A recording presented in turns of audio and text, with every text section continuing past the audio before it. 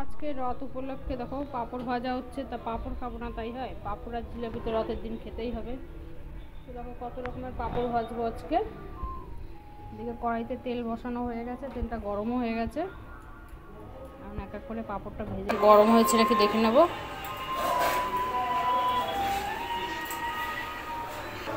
তো মা অনেক কিছু পাঁপড় এনেছে, দেখতেই পাচ্ছ পাঁপড়টা আমি কীভাবে ভাজছি। সাবুর পাঁপড় আমার খুব ভালো লাগে,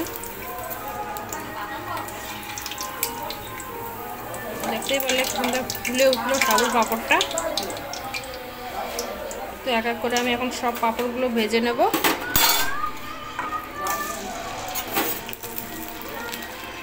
এরকম ঠেসে ঠেসে পাঁপড়টা ভাজলে কি হয়, পাঁপড়টাও ভাজা ভালো হয়।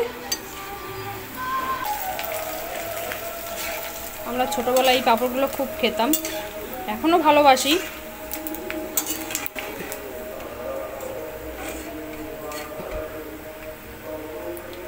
আর পাঁপড় ভাজতে প্রচণ্ড তেল লাগে।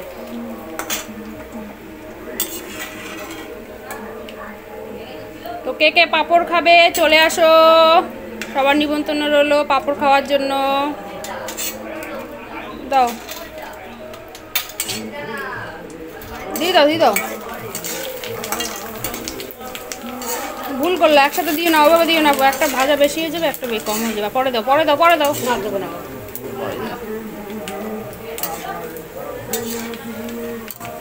এবার টান টান হয়েছে পাঁপড়গুলো, কটা পাঁপড় ফুললো না, পরে দিয়েছো।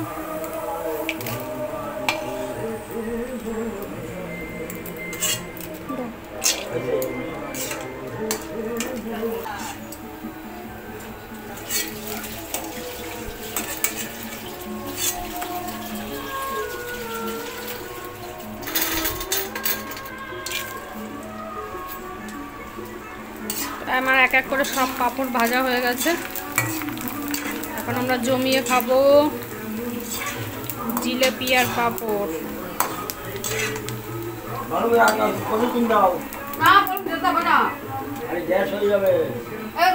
দাও গন্ধ গন্ধ আসবে না,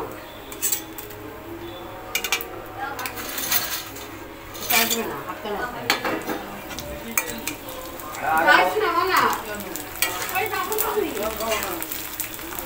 হয়ে গেছে পাঁপড় ভাজা। দাঁড়া, তোদের জন্য ভাজলাম, তোরাই যদি না খাবে। আমার ভাই মানে কিচ্ছু খেতে চায় না, জানো তো, কিচ্ছু খেতে চায় না ও।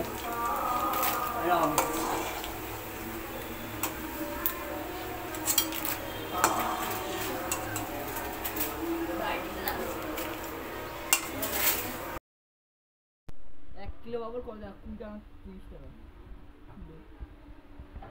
লম্বু পাপড় ও এই লম্বুগুলো।